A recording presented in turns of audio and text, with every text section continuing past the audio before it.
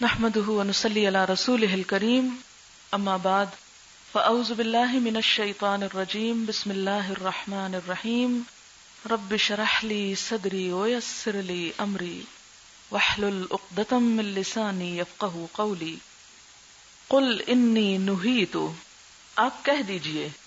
کس سے کہا جا رہا ہے؟ آپ کہہ دیجئے نبی صلی اللہ علیہ وسلم سے. آپ بتا دیجئے کیا انی نہیت کہ مجھے روک دیا گیا ہے. کس بات سے؟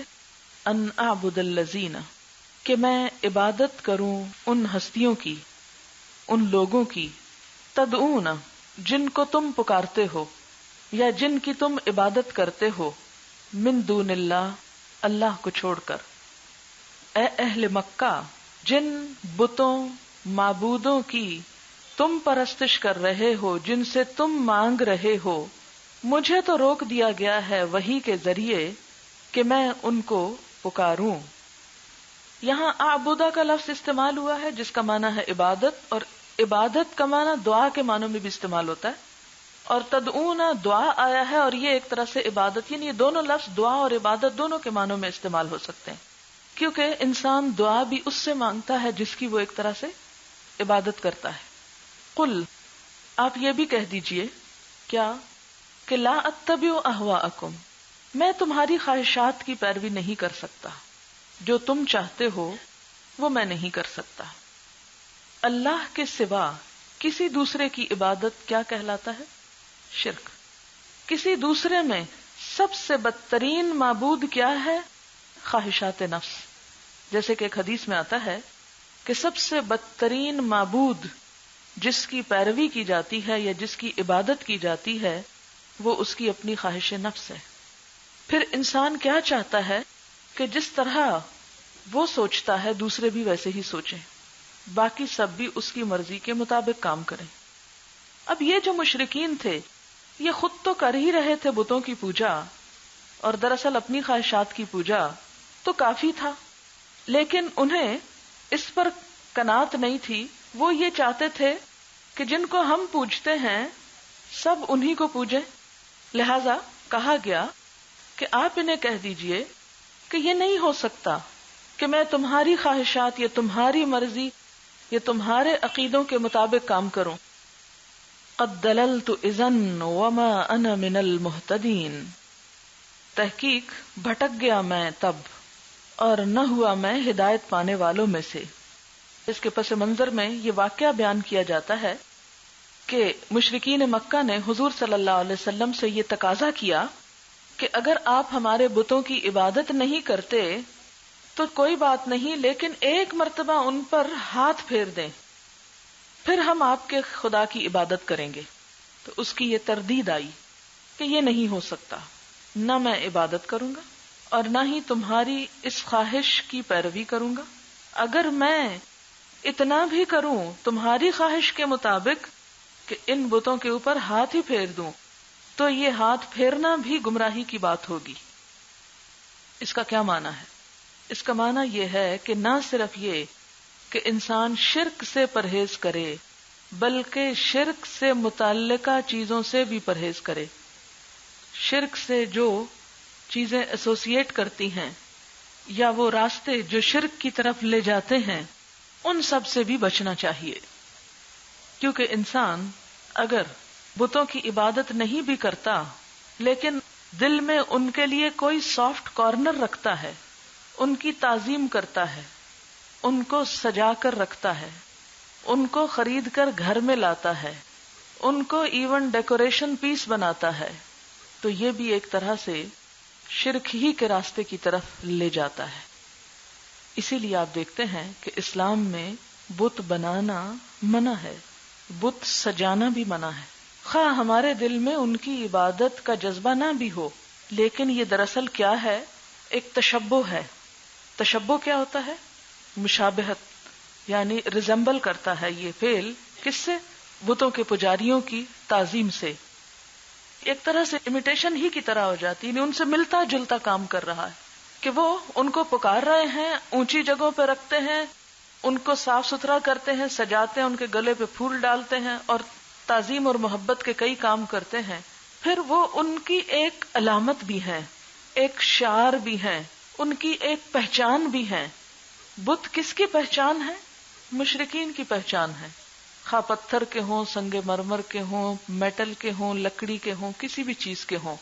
تو ہماری جو ڈیکوریشن ہے وہ بھی ہمارے مزاج، ہماری سوچ، ہمارے خیال، ہماری پسند، ہماری پرائرٹیز کی عکاسی کرتی ہے، اور کسی بھی غیر قوم کی مشابہت سے منع کیا گیا ہے.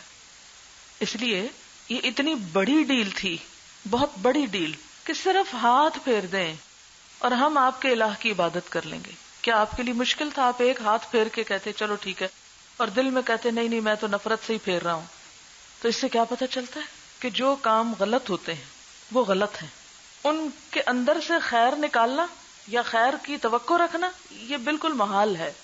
مثلاً اگر کوئی شخص یہ کہے کہ ایک میوزیکل شو سے ہم فنڈ ریزنگ کر کے غریبوں کی مدد کرتے ہیں، تو اب آپ سوچیں کہ وہ جو شو ہے یا جو اس میں فحاشی ہے یا جو اسلام کے شاعر کی توہین ہے، اس سے آپ جو کچھ لے رہے ہیں اور جو کچھ لے کر غریبوں کو دے رہے ہیں، تو کچھ لوگوں کے آپ جسمانی بیماریوں کا علاج کر رہے ہیں اور اس کے عوض بے شمار کو روحانی بیمار کر رہے ہیں.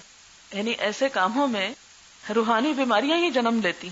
تو اسی لیے آپ دیکھیں کہ جیسے شراب ہے، جب وہ حرام کی گئی تو صرف شراب نہیں حرام کی گئی، بلکہ کیا کہا گیا؟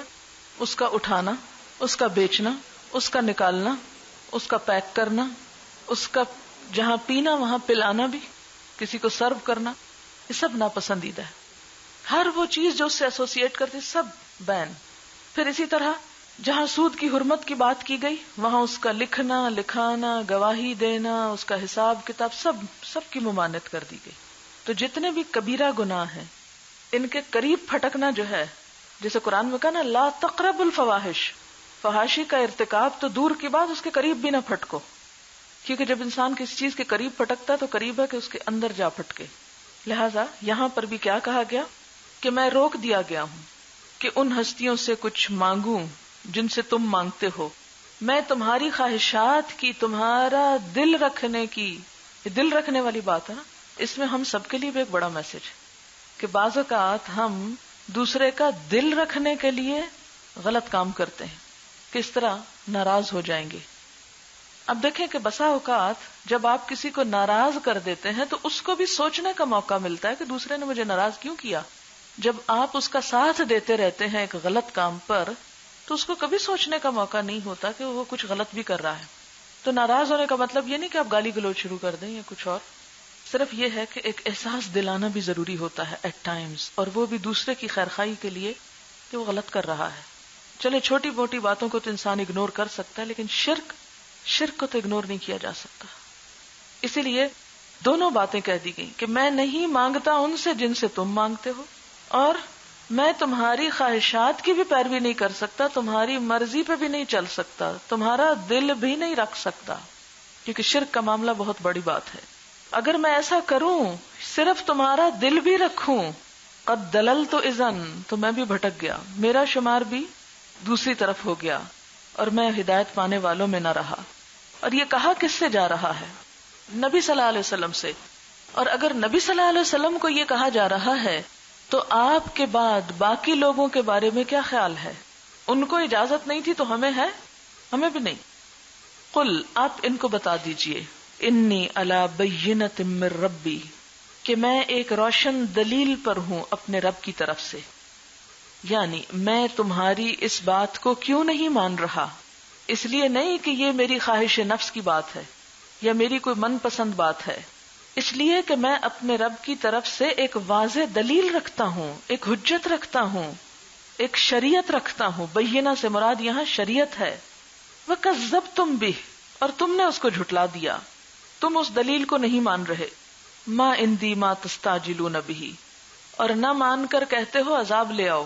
ہم نہیں مانتے، ہمارا کیا بگڑا؟ یہ چیز انسان کو اور زیادہ گمراہی میں لے جاتی کہ میں نے اللہ کی بات نہیں مانی، مجھ پہ تو کوئی عذاب نہیں آیا، تو کیا فرق پڑتا ہے؟ مشرکین مکہ بھی جب اللہ کی ناراضگی کے کام کرتے تھے تو پھر کیا ہوتا؟ حضور کو ازراہ تمسخر کہتے کہ دیکھو ہم کر رہے ہیں جو ہم کرنا چاہتے ہیں، تم ہمارا کچھ بگاڑ سکتے ہو تو بگاڑ دیکھو. تو آپ صلی اللہ علیہ وسلم نے فرمایا ما عندی ما تستعجلون بہ، جو عذاب تم مجھ سے جلدی مانگتے وہ میرے پاس نہیں ہے، وہ میرے حکم سے نہیں آتا. ان الحکم الا للہ، حکم تو فیصلہ تو اللہ ہی کا چلتا ہے. یقص الحق کا، وہ حق کو بیان کرتا ہے. قص یقص، قص کے دو معنی ہوتے ہیں، ایک ہوتا ہے بیان کرنا اور ایک ہوتا ہے پیروی کرنا. دوسرا معنی آگے آپ سورۃ کہف میں پڑھیں گے. تو یہاں پر دونوں معنی بنتے ہیں یقص الحق کا. ایک تو سمپل معنی یہ کہ اللہ تعالیٰ حق کو بیان کرتے ہیں، اور دوسرا معنی وہ اپنے فیصلوں میں حق کی پیروی کرتا ہے. یعنی اس نے اگر یہ فیصلہ کیا کہ بتوں کی پیروی نہ کی جائے یا لوگوں کی خواہشات کے پیچھے نہ چلا جائے، تو یہ حق کی وجہ سے ہے کہ یہ حقیقت ہے کہ ایسا کرنا انسان کے لیے نقصان دہ ہے. وَهُوَ خَيْرُ الْفَاصِلِينَ، اور وہ بہترین فیصلہ کرنے والا ہے. فاصل سے فاصلین، فیصلہ کرنے والا، کہ اللہ کا فیصلہ سب سے درست ہے. قل، آپ کہہ دیجئے، لو ان عندی، اگر بے شک میرے پاس ہوتا، ما تستعجلون بہ، جس کی تم جلدی مچا رہے ہو. کس کی؟ نمبر 1 عذاب، اور نمبر 2 معجزہ نشانی وغیرہ، کیونکہ معجزے بھی کہتے تھے نا جلدی سے معجزہ دکھا دو. فرمایا اگر وہ چیز میرے اختیار میں ہوتی جس کی تم جلدی مچا رہے ہو، لقضی الامر بینی و بینکم، تو میرے اور تمہارے درمیان کبھی کا فیصلہ ہو چکا ہوتا. یعنی میں تمہیں ایک لمحے میں وہ معجزہ دکھا دیتا اگر معجزہ لانا میرے بس میں ہوتا، یا عذاب لانا اگر میرے بس میں ہوتا، تو جس وقت تم عذاب مانگتے اسی وقت میں تمہارے اوپر مسلط کر دیتا. واللہ اعلم بالظالمین، اور اللہ خوب جانتا ہے ظالموں کو. اللہ زیادہ بہتر جانتا ہے ظالموں کو، یعنی ظالموں کے ساتھ کیا معاملہ کرنا چاہیے، انہیں معجزہ دکھانا چاہیے یا نہیں، انہیں عذاب دینا چاہیے یا نہیں، انہیں مہلت دینی چاہیے یا نہیں. یہ اس کے اپنے فیصلے ہیں.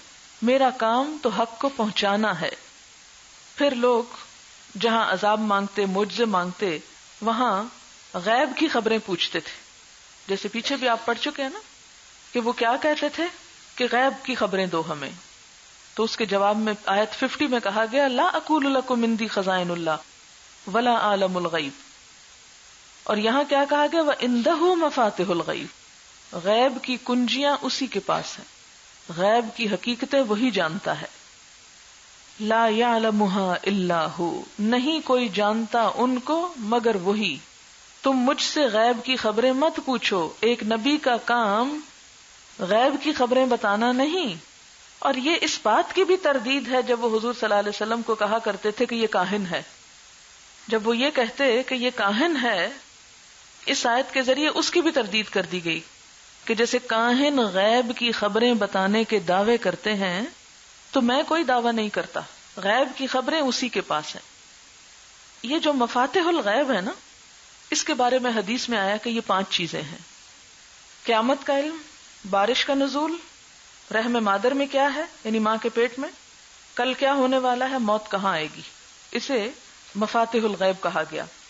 بخاری میں آتا ہے ان 5 امور کا علم اللہ کے سوا کسی کو نہیں، اللہ کے سوا کوئی نہیں جانتا. بخاری کی حدیث ہے یہ.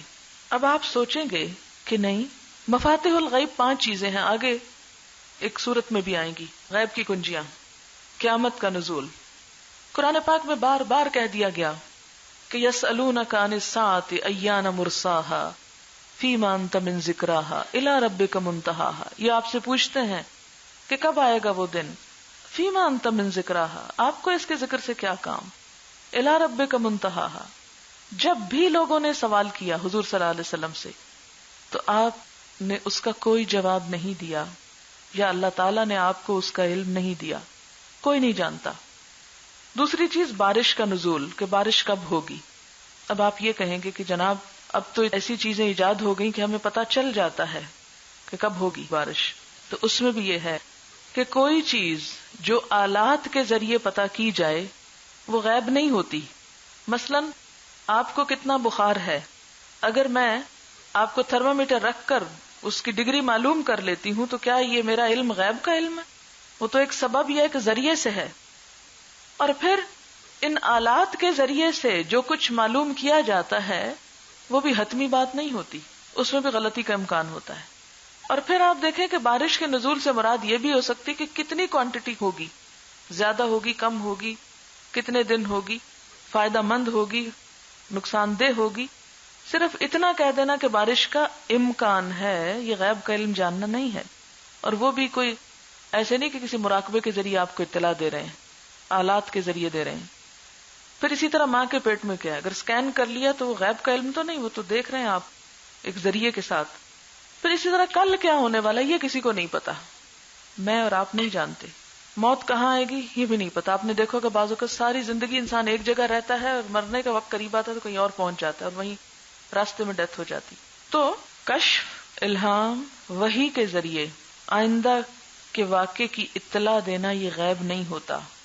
اسباب، آلات، مشاہدات کے ذریعے حاصل شدہ علم بھی غیب کا علم نہیں ہوتا. محکمہ موسمیات والے زیادہ سے زیادہ آپ کو 1-2 دن، 1 ہفتہ پہلے کی اطلاع دے سکتے ہیں. آئندہ سال آج کے دن بارش ہوگی یا نہیں یہ کوئی نہیں بتا سکتا. پھر اسی طرح ماں کے پیٹ میں بچہ ہے یا نہیں یہ خبر بھی فوری طور پر نہیں جانی جا سکتی، یعنی کم از کم 1 ہفتہ چاہیے اس بات کو جاننے کے لیے کہ پریگنینسی ہوئی ہے یا نہیں. پھر اسی طرح اس پریگنینسی میں وہ لڑکا ہے یا لڑکی یہ بھی آپ دیکھیں آخر تک دھوکا کھا جاتے ہیں. تو یہ سب چیزیں اگر اس کا جزوی کچھ حصہ کسی مشین سے نظر آ رہا ہے تھوڑا بہت تو یہ علم غیب نہیں ہے. پھر فرمایا وَيَعْلَمُ مَا فِي الْبَرِّ وَالْبَحْرِ، وہ جانتا ہے خشکی میں کیا ہے اور سمندر میں کیا ہے، بیک وقت جانتا ہے. وَمَا تَسْقُطُ مِن وَرَقَةٍ إِلَّا يَعْلَمُهَا، اور نہیں گرتا کوئی پتا مگر وہ اس کو جانتا ہے. کوئی پتا جو اپنے درخت سے گر کے نیچے آتا ہے آپ اگر دیکھتے بھی جائیں تو آپ مکس کر جائیں گے، کیونکہ پہلے بھی جو پتے گرے ہوں گے اس میں جا کے جو ایک گرے گا آپ کو پتہ نہیں چلے گا، لیکن اللہ جانتا ہے. اور آپ دیکھیں کئی درختوں کے پتے تو بڑے بڑے ہوتے ہیں اور کئی بالکل چھوٹے چھوٹے ہوتے ہیں، اور ایک درخت نہیں. ہم تو یہ نہیں جانتے کہ درخت کتنے ہیں، پھر یہ نہیں جانتے کہ ایک درخت پہ پتے کتنے ہیں. اور پھر آپ دیکھیں ہر موسم میں تبدیلی ہوتی، ہر سال یہ تبدیلی ہوتی، ہر سال گرتے اور لگتے ہیں. کوئی انسان ان کا احاطہ نہیں کر سکتا. وَلَا يُحِيطُونَ بِشَيْءٍ مِّنْ عِلْمِهِ إِلَّا بِمَا شَاءَ، مگر وہ سب کچھ جانتا ہے. وَلَا حَبَّةٍ، اور نہ کوئی دانہ، حبہ، فی ظلمات الارض، زمین کے اندھیروں میں، ولا رطب، اور نہ کوئی تر چیز، ولا یابس، اور نہ خشک، الا فی کتاب مبین، مگر ایک کھلی کتاب میں سب کچھ لکھا ہے. یعنی ساری معلومات اس کے سامنے ہیں. وہ یقینی طور پر ہر چیز جانتا ہے مگر انسان نہیں جانتا. آپ دیکھیں کہ جب ایک دفعہ آپ دانہ زمین میں پھینک دیتے ہیں تو پھر اس کے بعد آپ کو نہیں پتا چلتا کہ اس وقت ایگزیکٹلی وہ کہاں رکھا ہوا ہے. حتیٰ کہ ایک موتی چھوٹا سا گر جائے فرش کے اوپر تو آپ کو سمجھ میں نہیں آتا کہ وہ کہاں گیا. ادھر ادھر ڈھونڈے، سوئی تلاش کرنے میں آپ کتنی پریشانی اٹھاتے ہیں. کوئی چیز ہاتھ سے چھوٹ کے گر جاتی ہے، آپ ہی کے ہاتھ سے، آپ ہی کی نگاہوں کے سامنے گری اور آپ ڈھونڈ نہیں پا رہے. کتنی بے بسی ہوتی ہے اس وقت. اپنی ہی رکھی ہوئی چیزیں آپ بھول جاتے ہیں رکھ کے. ہوا کبھی؟ اسی چیز کی طرف، انسانوں کی بے بسی کی طرف، انسانوں کی کم مائگی کی طرف، کم علمی کی طرف توجہ دلائی جا رہی ہے. ولا رطب ولا یابس الا فی کتاب مبین، سب کچھ ایک کھلی کتاب میں درج ہے. کھلی کتاب کون سی ہے؟ لوح محفوظ. اللہ کے علم کی وسعت بتائی جا رہی ہے. اچھا یہ کیوں بتائی جا رہی؟ اس کی کیا وجہ ہے؟ اس کا احساس کیوں دلایا جا رہا ہے؟ اس لیے کہ پیچھے آیا تھا نا کہ مجھے روکا گیا کہ اس کے سوا کسی اور کی عبادت کروں. کیوں؟ اس لیے کہ جو صفات اللہ کے اندر ہے وہ کسی کے اندر نہیں. پھر وہ عذاب مانگتے تھے، فرمایا حکم اور اختیار اور ارادہ بھی سب اللہ کا ہے، اس لیے کہ وہ ان صفات کا مالک ہے. اللہ تعالیٰ کی ان صفات میں کوئی انسان حتیٰ کہ رسول اللہ صلی اللہ علیہ وسلم بھی شریک نہیں ہے. تو جب ان صفات میں کوئی شریک نہیں تو پھر عبادت میں کوئی شریک کیسے ہو سکتا ہے اس کی؟ پھر مزید اس کی کچھ خصوصیات. وَهُوَ الَّذِي يَتَوَفَّاكُمْ بِاللَّيْلِ، وہ اللہ وہ ذات ہے جو سلاتا ہے تم کو رات میں. یہ ہے اس کا مفہوم. لفظی معنی کیا ہے؟ یتوفاکم، فوت کرتا ہے تم کو. نیند کو موت کی بہن قرار دیا گیا کیونکہ نیند کا عمل موت سے مشابہ ہے. موت میں بھی انسان کے یا مردہ انسان کے احساسات، اس کی سینسیشنز ختم ہو جاتی. سوئے ہوئے انسان کے احساس بھی، مثلاً وہ دیکھ نہیں پاتا، سن نہیں پاتا، حالانکہ آپ کہیں دیکھ اس لیے نہیں پاتا کہ آنکھیں بند کی ہوئی ہوتی، کان تو نہیں بند کیے ہوئے ہوتے، کانوں کے آگے کچھ رکھ کے سوتے ہیں، کوئی ڈھکن وغیرہ لگا کے سوتے ہیں، خود بخود آ جاتا ہے نا. وہ کیا چیز ہوتی ہے جو آ جاتی ہے کانوں کے اندر؟ حالانکہ آپ کے کان کام کر رہے ہیں، آپ کا دل بھی کام کر رہا ہے، آپ کا دماغ بھی کام کر رہا ہے، سارا بلڈ آپ کا سرکولیٹ ہو رہا ہے جسم کے اندر، لیکن اس کے باوجود آپ سوتے ہوئے سن نہیں پا رہے. کیوں؟ کیا گزری آپ پہ؟ کچھ ہو گیا آپ کے ساتھ، اور وہ یہی ہوا کہ اس نے آپ کی ایک روح لے لی. یہ کون سی روح ہے؟ یہ شعور والی حالت جو ہے، انسان کا شعور لے لیا جاتا ہے اور وہ کہیں سے کہیں پہنچ جاتا ہے. اور پھر جب وہ روح جاتی ہے جسم سے تو معلوم نہیں کہاں کہاں گھومتی ہے، کبھی مردوں کو جا ملتی ہے، کبھی زندوں کو، کبھی کسی سے ملاقات ہو رہی ہے، کبھی کسی کے پاس بیٹھے آپ باتیں کر رہے ہیں، اور بالکل آپ اس طرح محسوس کرتے ہیں جیسے آپ جیتے جاگتے وہ کام کر رہے ہیں. آج کی رات میں آنے والا کوئی خواب یاد کریں اور اس وقت اس کو دیکھیں کہ کیا وہ جھوٹ تھا یا کوئی ایسے ہی دھوکا تھا. نہیں، وہ ایک حقیقت تھی جو آپ نے محسوس کی بالکل اپنے حقیقی وجود کے ساتھ. تو وہ کیا تھا؟ وہ کس کے ساتھ ہوا؟ وہ یہی آپ کو جو شعور گھوم پھر رہا ہے ادھر ادھر، یا آپ کی ایک روح جو سوتے وقت چلی گئی، وہ اللہ کے حکم سے جہاں جہاں پہنچی تو اس نے وہ سب مشاہدات کیے. وَهُوَ الَّذِي يَتَوَفَّاكُمْ بِاللَّيْلِ، وہ رات کے وقت تم کو فوت کر لیتا ہے، تمہاری ایک روح قبض کر لیتا ہے، نکال لیتا ہے، جس سے تم آدھے رہ جاتے ہو. یعنی موت تو تمہیں نہیں آتی، یعنی آپ یوں سمجھے کہ نیند آدھی موت ہے. نیند ایک طرح سے موت کا ایکسپیرینس ہے ہر روز. اور ہم کتنے مجبور ہیں، جس طرح ہم نیند کے ہاتھوں میں مجبور ہیں نا، ایسے ہی موت کے ہاتھوں مجبور. نیند سے فرار نہیں حاصل کر سکتے. کہتے ہیں کہ کھانے بغیر 14 دن انسان زندہ رہ سکتا ہے، نیند کے بغیر 10 دن سے زیادہ زندہ نہیں رہ سکتا. اگر انسان سونا چھوڑ دے تو 10 دن بعد ختم ہو جائے گا. کھانے پینے سے بھی زیادہ اہم چیز. کتنا بے بس ہے انسان کہ اس کے بغیر گزارا ہی نہیں انسان کا. اس پہ اس کی زندگی ہے، اس آدھی موت میں انسان کی زندگی ہے. تو اللہ تعالیٰ ہر روز تمہارے ساتھ یہ معاملہ کرتا ہے اور یہ بتا رہا ہے کہ ایک دن تم کیا کرو گے؟ اللہ کے حضور حاضر ہو جاؤ گے. وہ جو آدھی چھوڑ دیتا ہے رات کو تمہارے پاس، وہ بھی لے لے گا اور تم اس کے پاس چلے جاؤ گے. بہت سے لوگ یہ کہتے ہیں کہ مرنے کے بعد عذاب قبر کہاں اور سزا کہاں اور جزا کہاں. تو خواب کی حالت میں آپ جو خوش ہوتے ہیں اور روتے ہیں اور پریشان ہوتے ہیں تو وہ کس پہ گزر رہا ہوتا ہے؟ اگر دن کو بھی کبھی آپ سوچیں بعض اوقات اپنا خواب، تو آپ وہ سینسیشن دن کو بھی محسوس کر سکتے ہیں، خوشی یا غم کی.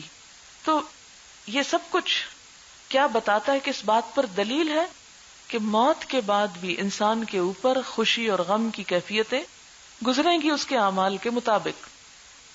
وَيَعْلَمُ مَا جَرَحْتُمْ بِالنَّهَارِ، اور وہ جانتا ہے جو تم نے کمائی کی دن کے وقت. جرحتم، جیم رے ہے، جرح زخم کے لیے استعمال ہوتا ہے، عموماً برے کام کے لیے استعمال ہوتا ہے. جرحتم، تم نے کمائی کی یعنی برے کام کیے، مراد اس سے یہ ہے کیونکہ برے کاموں سے بھی روح پر زخم لگتے ہیں. گناہ جو ہوتے ہیں وہ انسان کو زخمی کرتے رہتے ہیں، لیکن عام معنی یہ ہے کہ جو بھی تم کرتے ہو دن کے وقت، جہاں جہاں جاتے ہو، وہ سب اس کو پتا ہے. ثم یبعثکم فیہ، پھر وہ اٹھاتا ہے تم کو اس میں کس میں؟ دن میں. ہی سے مراد کیا ہے؟ دن، یعنی دن کے وقت پھر تمہیں اٹھاتا ہے. وَهُوَ الَّذِي يَتَوَفَّاكُمْ بِاللَّيْلِ ثُمَّ يَبْعَثُكُمْ فِيهِ وَيَعْلَمُ مَا جَرَحْتُمْ بِالنَّهَارِ. یہ سب کچھ کیوں ہے؟ یہ دن رات کا یہ سلسلہ یہ کیا ہے؟ لِيُقْضَى أَجَلٌ مُّسَمًّى، تاکہ پوری کی جائے ایک مقرر مدت. یہ ہر روز رات کو سونا اور پھر جی اٹھنا، یبعثکم کیا ہے؟ نیند سے اٹھنا مراد ہے یہاں. تو جس طرح ہر روز تم نیند سے جی اٹھتے ہو، یہ کیوں ہے؟ تم جب سوتے ہو تو موت ہی کیوں نہیں دے دیتا؟ اس لیے کہ لیقضی اجل مسمى، مقرر مدت پوری کی جائے. یہ کون سی مقرر مدت ہے؟ زندگی کی، یعنی تمہاری زندگی جتنی لکھی ہوئی ہے اس کو پورا کر دیا جائے. ثم الیہ مرجعکم، پھر اسی کی طرف تمہارا لوٹنا ہے، اسی کی طرف تمہارا رجوع ہے. کہاں لوٹنا ہے تمہارا؟ اللہ کی طرف. یعنی جس طرح تم سونے کے بعد صبح دنیا میں لوٹ آتے ہو، کام کاج کرتے ہو، اسی طرح مرنے کے بعد تم دوبارہ اٹھ کھڑے ہوگے. اور وہ دن دنیا کا دن نہیں ہوگا، وہ دن قیامت کا دن ہوگا. اس دن پھر کیا ہوگا؟ ثم ینبئکم، وہ تم کو بتائے گا. کیا؟ بما کنتم تعملون، ساتھ اس کے جو تم عمل کرتے تھے. وہ تمہارے اعمال کے بارے میں تمہیں بتائے گا کہ تم کیا کرتے رہے ہو. وہ تمہیں تمہارے اعمال کی خبر دے گا. اس ساری بات سے سمجھانا یہ مقصود ہے، ایک طرف تو اللہ کی قدرت کہ انسان اس کے آگے کتنا بے بس ہے، کس طرح ہر روز رات کو وہ ایک موت کے ایکسپیرینس سے گزرتا ہے. اور دوسرا یہ بتانا مقصود ہے کہ جس طرح اس دنیا میں تم ہر روز موت کے بعد اٹھتے ہو، قیامت کے دن بھی اسی طرح اٹھو گے، اور اس دن پھر تمہیں اپنے کیے کا حساب دینا ہوگا. اسی لیے فرمایا وَيَعْلَمُ مَا جَرَحْتُمْ بِالنَّهَارِ، مت سوچو کہ جو کچھ تم کر رہے ہو وہ ایسے ہی رائے گاں ہو جائے گا.